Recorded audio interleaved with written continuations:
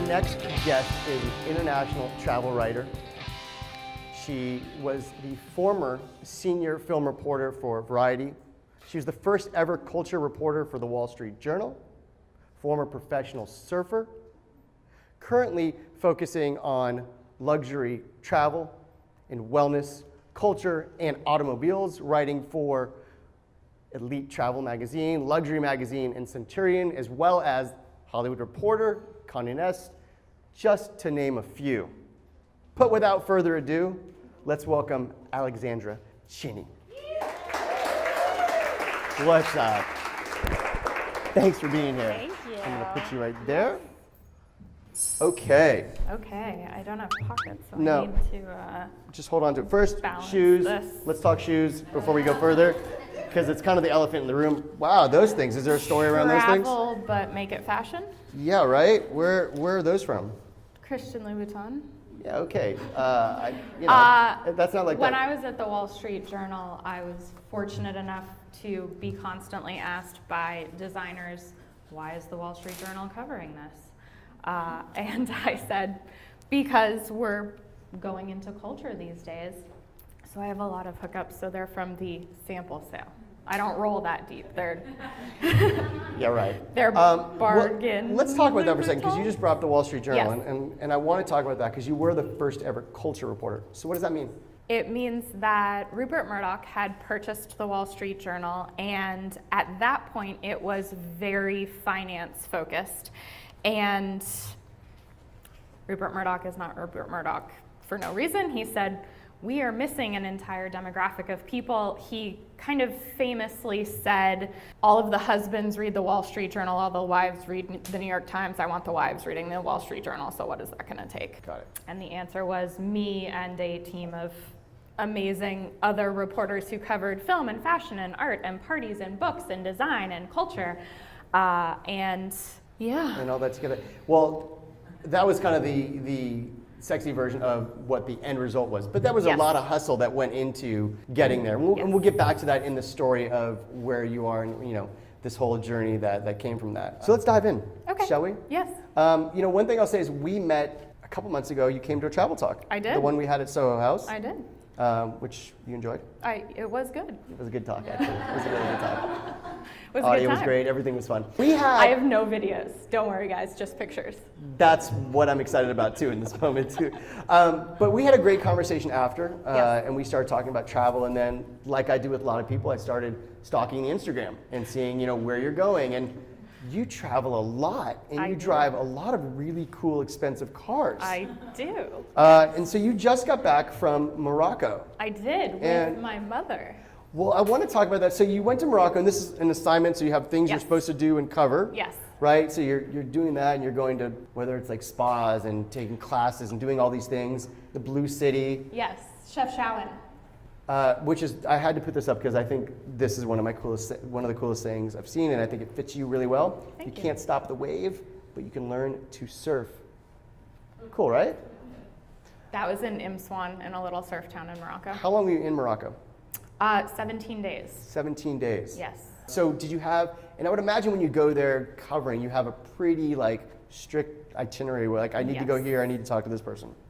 It was a little bit, I need to go here, I need to talk to this person. It was also, I need to go here, I need to see this, I need to smell the smells and see the things and kind of absorb and then get ready to do it again and get ready to do it again. And it's kind of like, when your web page won't load and you keep hitting refresh, it's like I had to Spinning keep wheel the whole time? hitting refresh on me. No, just to keep absorbing. I mean, the most nights we stayed in one place was 2 nights.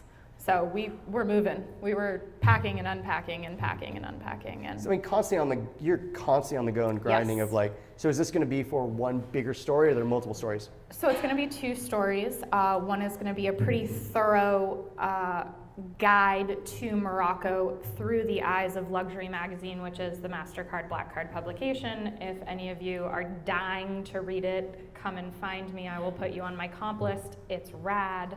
But it's going to be wellness in Morocco because a lot of people don't realize that there are mountains you can hike in Morocco and ski, for that matter. There are unbelievable waves. Did you say mountains? I did. Did I cue you up? So mountains,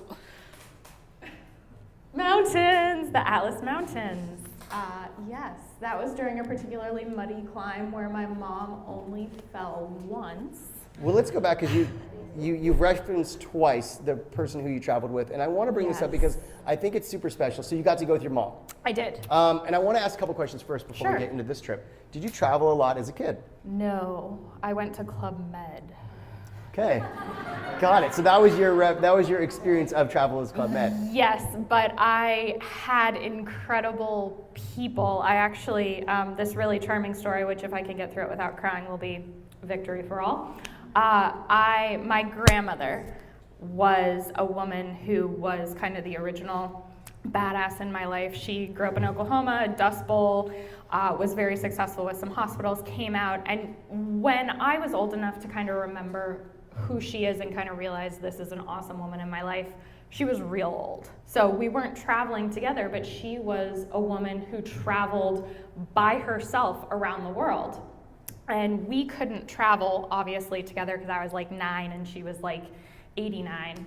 But we would play this game where she had this amazing multicolored, super ugly suitcase, but it was empty, and we would play pretend. And she'd say, "Where do you want to go?" And I would say, "I want to go to Iceland." And she'd say, "Well, you know, Iceland is really green and Greenland is really icy." Said that before the Mighty Ducks, by the way, for those of you in that demographic.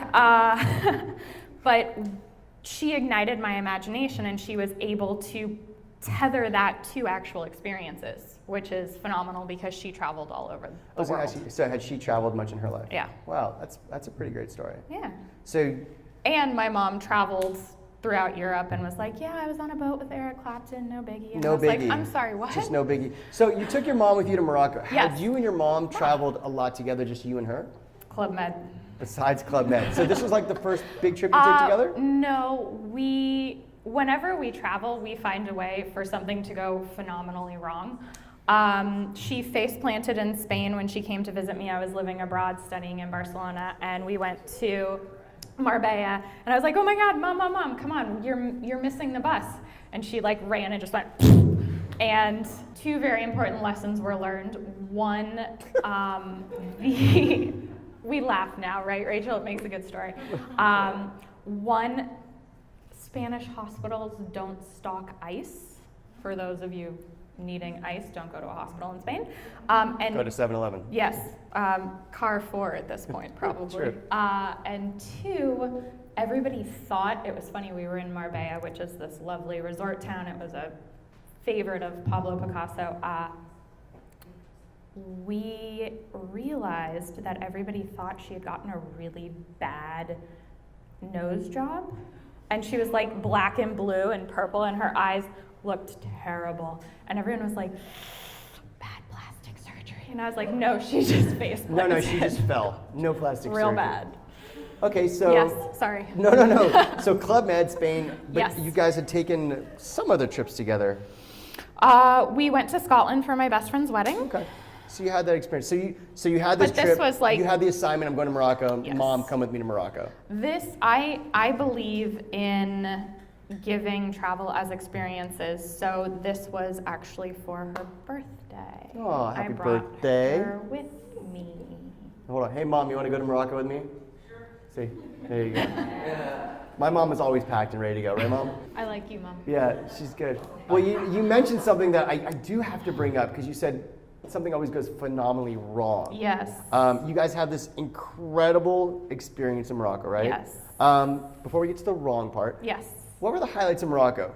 Because Morocco is a place that I want to go really bad. I look Yes. at just, I think, culture. I think different kind of, whether it's the mountains or the surf or the food or just the smells. It's got everything there. It does. Lots of people, everything. Not just desert. No, it's got so many levels to it. Yes. Were there 1 or 2 moments that really stuck with you? Actually, not this hike. So this was Fez. This was when the back there behind my mom next to the tree is the Medina of Fez, which is the oldest and largest Medina in the world. And it goes up and down and up and down and up and down. And it was, of course, raining when we were in Fez. So we were just trying not to bite it because something always goes wrong when we travel together. But the other picture that you put up of just me was in the Atlas Mountains.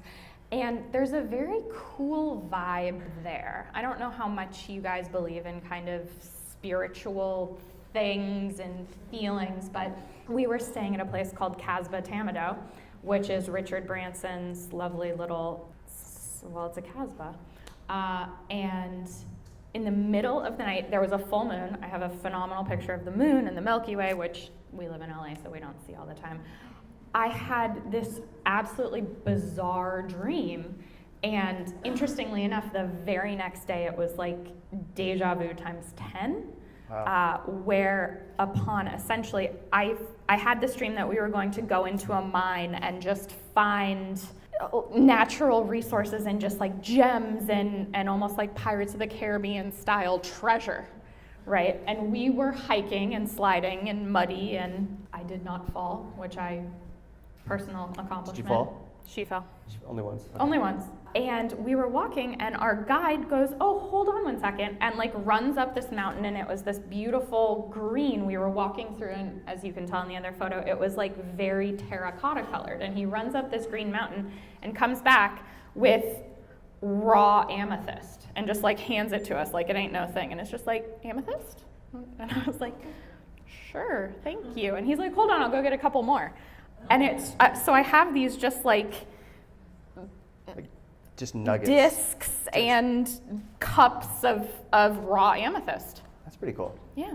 And I had that, I mean, obviously not an exact, but I call that a treasure, if there is one. Yeah, but that's definitely one of those things you can bring back, you know, as far as we did. Not only just that experience, that moment, but that thing you hold on to, is, as opposed to the t-shirt you buy as a souvenir. Stuff like that is literally priceless. It is. And it's on my coffee table, and it looks fabulous. So I don't want to get into too much details about the Phenomenally Wrong. I think it's incredible that you and your mom traveled together. Well, before you get, yes. Where's the next trip you guys are taking together? Do you have something? No. No, you didn't? No?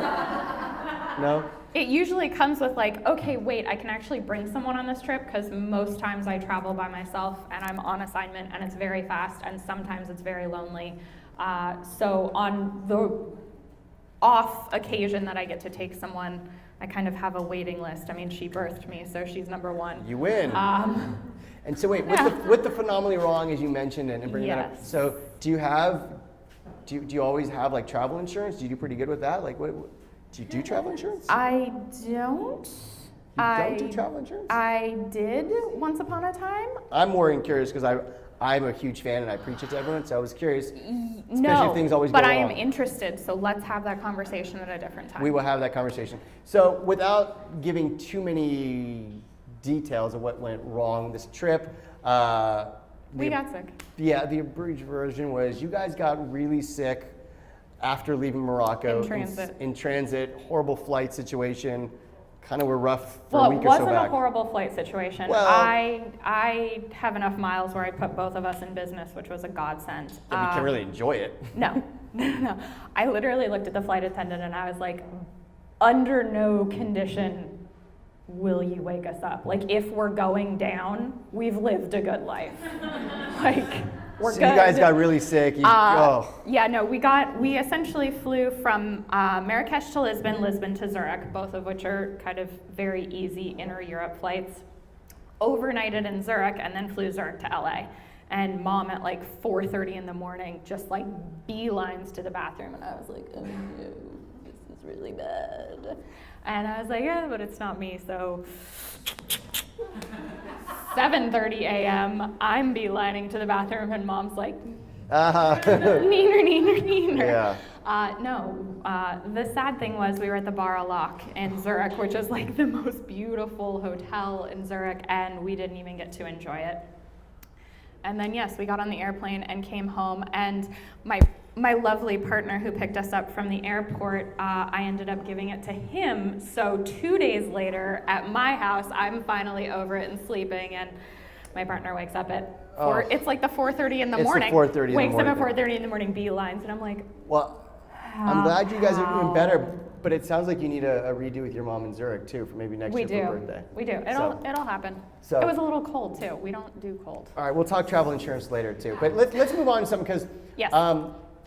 A big thing that started with you for your travels, yes. right, was won something called the Watson Fellowship. Yes. Okay, so I want to get into that for a second because I knew of it a little bit and you educated me completely on it. So this was after you graduated college. Yes. You applied for the Watson Fellowship. And so the gist, I'm going to have you get into it, but the gist is basically you come up with, I don't want to call it outlandish, but almost your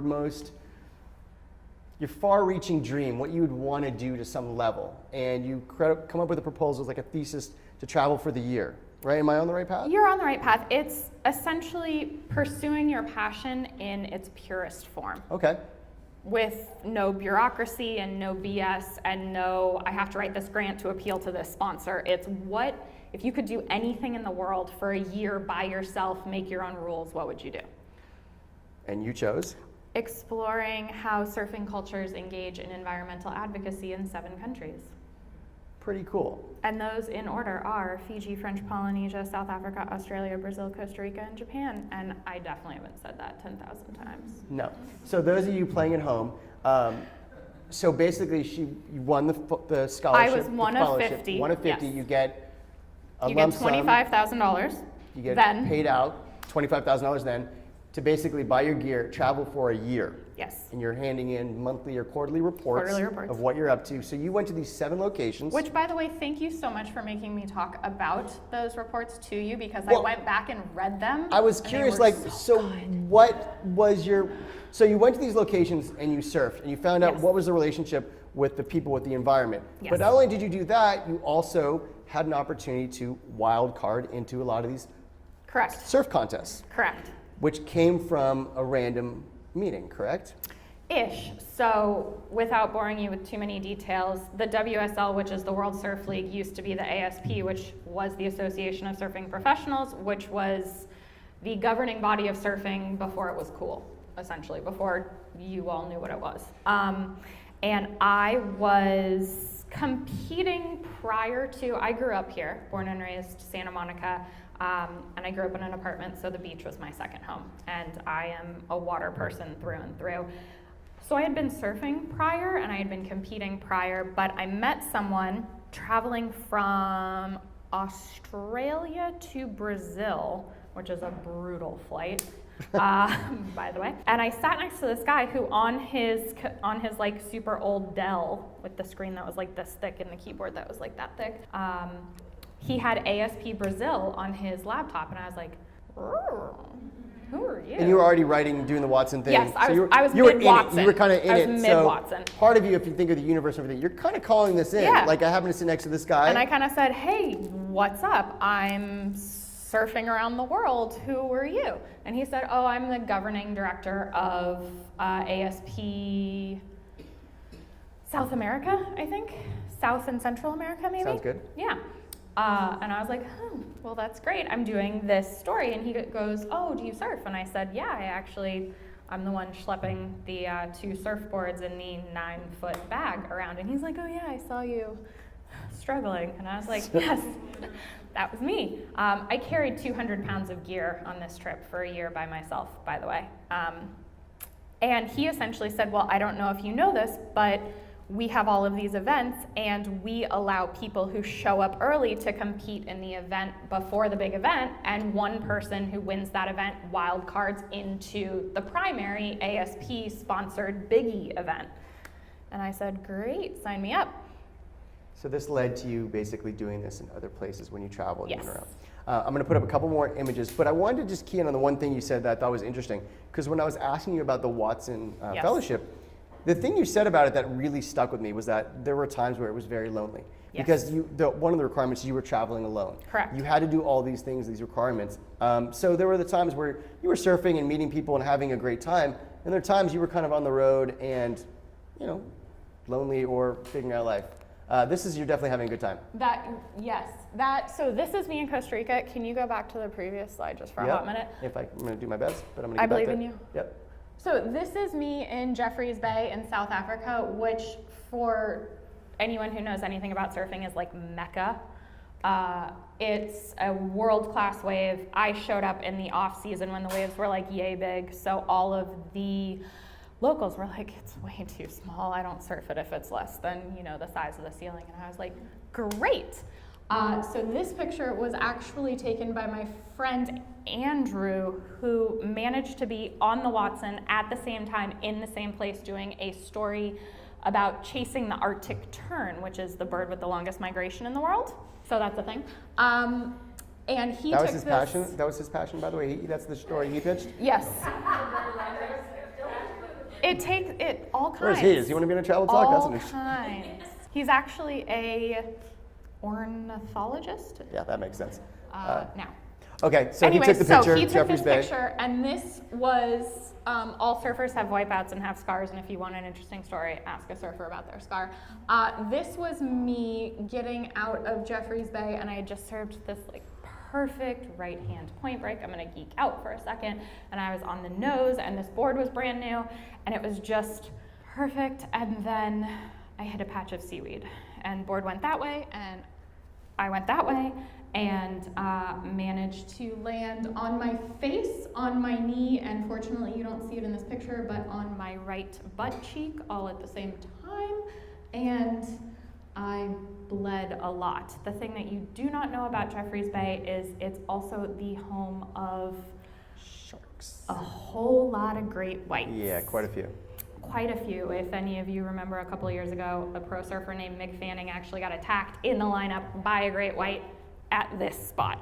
So, needless to say, I got out very quickly. That was good. That'd be a different story. I was also the only person surfing, so I got out real quickly.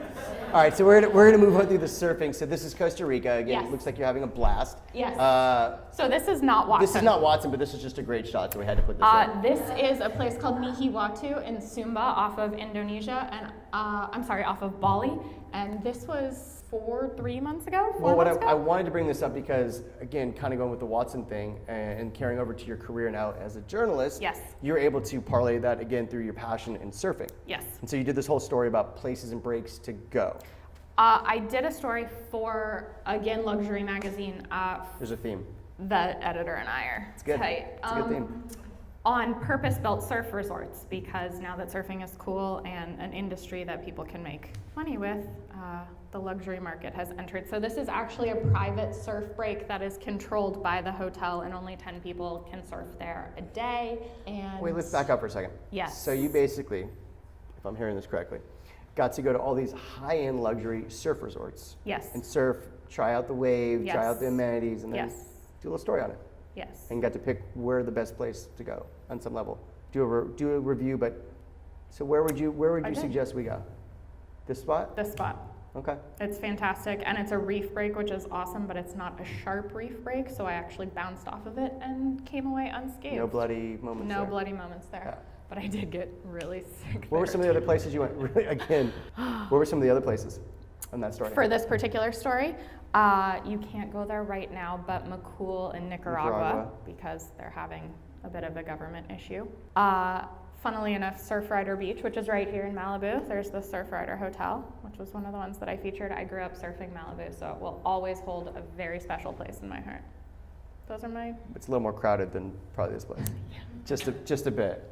Just like one or two more people, Maybe. really. Right, Ron? All right, well, let's go on to one of your other things. You know, as I mentioned earlier, you know, when I started doing the Instagram stock, if you will, and saying like, wow, she travels a lot. But you always are in like, not always, but you have a lot of really cool, expensive cars. Now, I want to jump into the They're car not thing. mine. Well, They're not mine. so Just the shoes, not the how did this come together? Because you are now also, you're seen as like a car expert, a Yes. luxury car, automobile, Yes. you know, that you go to for your stories. And Yes. we're going to talk about some incredible places you've driven and vehicles you've driven in Yes. a second. How did this come together? So I will say this and then explain that. I am the Motoring Pages editor and writer for for Elite Traveler. That's my primary motoring gig. And then I also, shockingly, write for Luxury Magazine and do some of their Shocking. auto coverage. To answer your question, the Super Bowl when I was growing up in my house was nothing. The Indianapolis 500 was like the holy grail. You woke up, you didn't talk, you didn't eat for the first half of it because it was in the morning because we were on the West Coast, and both of my parents, whom coincidentally met at a track, were equally as serious about motorsports. Wow. It was it was sacred. So you grew Still up with is it. sacred. Yes, my dad was like, I kind of wanted a boy, but I'm going to teach you how to change a tire anyways because you should know this. He also terrifyingly made me drive my first time ever on Sunset Boulevard when it was pouring rain, and he was like, figure it out. Don't brake. Only losers brake on Sunset. And I was like, okay. So you grew up with this. It was definitely literally ingrained in you. Yes. This shot Yes. is in the Arctic Circle, correct? It is 200 miles above the Arctic Circle in Lapland, but in Finland. And that's a McLaren. That is a McLaren And so 540S. you were brought up there as part of a Yes. McLaren group to Yes. drive and hang out there, right? I think we got another really good shot of That's a gentle oversimplification. Well, I mean, that's a pretty remote place to go drive. First off, driving a McLaren is amazing anyway, but So it was not driving a McLaren, it was actually learning how to take a McLaren completely out of control on purpose. So it was kind of like drifting, but it was precision weight distribution. You with me? Okay. So essentially it was learning how to manipulate the car so that you could throw the weight forward and then actually figure out how to throw the weight to either side. So how to throw the weight to the back of the car. This car, by the way, without getting too nerdy, has perfect 50-50 weight distribution, which is very odd for a sports car and a supercar. Usually the front's way heavier. But essentially what I learned how to do, and my driver is actually taking this picture, which is why he's not in the car yelling at me. Fast hands, fast hands, fast hands. But it was essentially learning how to brake and then accelerate, push the weight to the left side and then throw it to the right side while you're on ice, because YOLO. in a ridiculous setting, because YOLO. In a ridiculous Yes. setting. Yes. How long are you guys up there? 4 days? 4 days. 2 days of driving, Not 1 bad day place. of snow mushing with dogs. So, and we'll put some more car pictures up. I mean, you've Yes. driven some incredible vehicles. I have. Do you ever get, is there that nervousness of like, holy shit, this is a $300,000 car, or No, because they have great travel insurance. they have great travel insurance. That's pretty funny. Where is this? So this is in Oregon. For those of you, that's actually Mount Hood behind me. You chopped the top of Mount Hood off. This is a Bentley Bentayga. It's their first ever SUV. We did no drifting. No drifting. We did do some rock climbing in the car. Phenomenal stereo system, by the way. Best stereo system in a car today. You know, and I put this picture in just to, again, show you behind the wheel. You're not just standing next to the car. Because you'd mentioned that this was actually, right, you actually do drive the vehicles. You don't just stand next to them. But when I was asking, I was like, okay, you've driven everything from Ferraris to McLarens to the Bentleys. Yep. What was the most memorable and meaningful place? Yes. What vehicle you've driven and where? Yes. And that was this. But this was the image you sent me. Yes. So this is the Aston Martin DBS Superleggera. You guys still with me? Yeah. And it is, the thing that you need to know about this car is it has a ridiculous amount of horsepower, but it has an equally ridiculous amount of torque.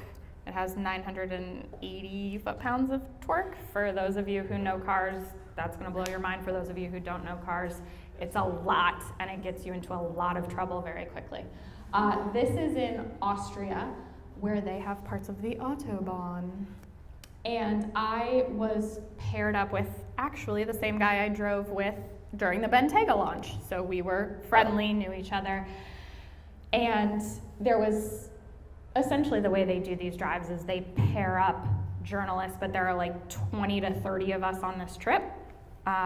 So a pair of my very good friends were in another car, and the guy who was driving the other car is a very good precision driver. He's done a lot of track days. He knows his shit. And he looks at me and he goes, "You want to give it a go?" And I was like, "I cannot say no to that." So we hit the part of the Autobahn that has no speed limit and went for it. What'd you get it up to? I'm not going to tell you. What do you mean? My parents are in the audience. They're not paying attention. Just tell us really quick. 182. 182. I didn't break 200 and Jonathan did, and I'm never gonna live that down. But essentially in this car, the thing that was so incredible was, I've gone faster. Jonathan had me on him. So he was leading and I was following, and it's a thing called lead follow. And we were just pushing through. We essentially went through the first 8 gears in about 7 seconds. Wow. So yeah, we were pushing it, and this was the car that could hold up. This was the car, one of us, I will not name who, actually made the rear differential smoke a little bit on the way back. Wow. Yeah. But this was kind of the, whoa, I've been doing this for a couple of years, I'm confident in my driving, let's push this. Like, let's see what this car can actually do. And you made it. And I'm here with all of my limbs. What car and what's the dream, like, car and then scenario, where? Where would you drive it and what's the car? Honestly, like a Toyota Tundra in like the muddy rainforest of like the Congo. Okay. Yeah. Got it. I was going to ask you a question about that. I wasn't expecting that. No, do you want like a supercar? No, I can give you another that's one. Fine. I was going to ask you more of a Bugatti in Lake Como. It's a little fancier than the first answer. I'll take that one. Spectrum. Spectrum, definitely, wide spectrum. A lot of things here. Well, I was going to ask you about luxury travel because Yes. you're definitely very ingrained on a lot of levels. The automobiles, the culture, everything you do. How much do you think luxury travel and the view of it has changed? You know, we're talking about experiences and everything. Is it changed? Is it the same? I think some of it is aspirational. Everybody wants to stay in an amazing hotel, especially with the rise of influencers, which I am not, and I am happy to not be an influencer. I like being old school editorial. I came up at the Wall Street Journal with a very curmudgeon-y editor saying, "You're 2 inches over, figure it out." But to me, luxury is aspirational. If you can't afford it, and if you can afford it, it's a wonderful world that you get to experience with people who are excited to do their jobs and excited to kind of suck you into their world. It's the beautiful experience of not just staying at a nice hotel, but the experience that goes with it. The experience of experiencing. Right, the experience of experience, as opposed to back in the day plopping down at Club Med. Yeah. You know, now you have something that goes with it. Yes. Speaking of being in all these really kind of nice places and something you do there, we're going to put this up. Well, no, again, this is kind of something, the dude who has no hair. But I see these pictures very, this is my aspirational. This is actually on my mirror in the morning. Maybe you could do it with the beard, like. I don't know if that would work. If you could grow it and like. Yeah, I don't know if that would work. But I noticed these pictures throughout your Instagram, and then I was like, oh, it's your thing. It's my thing. Is the bottom left, is that Amangari? Yeah, that's Amangiri. That is Singapore? Singapore. Okay. That is Belize, and that is Western Australia. 2 things about it. One, you just happen to be in really amazing pools always, which is, again, with the whole luxury experience. They're cool shots. Are you getting someone to take it or timer? No, so they're all self-timed. All self-timed? Yes. Huh. Sometimes it's like first try, nailed it. Sometimes it's like, all right, 17th try, let's do this. I'm getting tired. And the staff is just watching you the whole time. And everyone's just like, I don't get it. Yeah, it's not the same effect when I do it. Funnily enough though, every single hotel I do this at, and it's a running joke at this point, the social media person is like, hi, can we repost your photo? Of course. I'm starting to think I need to be like, yes, for a fee. No, because then you become an influencer. And I think that's a different conversation. I think that is. And I wanted to bring this up because influencer, and we've talked about this multiple times at Travel Talk as far as when do you post, when do you not post, like what's the influencer conversation? And to me, and actually this is something Rachel and I were even talking about, it's like when you're in the moment and it feels right and you just do it, when you have to think about, should I be putting this on Instagram? To put your camera away. Well, so this is my thing. And what I mean by that is I'm fortunate enough to work with phenomenal editors, and I'm fortunate enough to be a part of a community where everyone is always traveling and you're always seeing these amazing things. And Rachel and I think follow each other, and we follow each other, and I follow a host of other travel writers, and you almost get to the point where you're like, wow, I've actually seen this shot. There's a great, speaking of Instagram, account called Insta Repeat that shows the exact same picture taken by like 20 people being like, girl wearing hat under waterfall. It's hilarious if you need a good laugh. But this has become my thing because, one, in my life, everyone's told me I've had awesome hair and I'm getting ready to cut it off and donate it. Something I've never been told, by the way.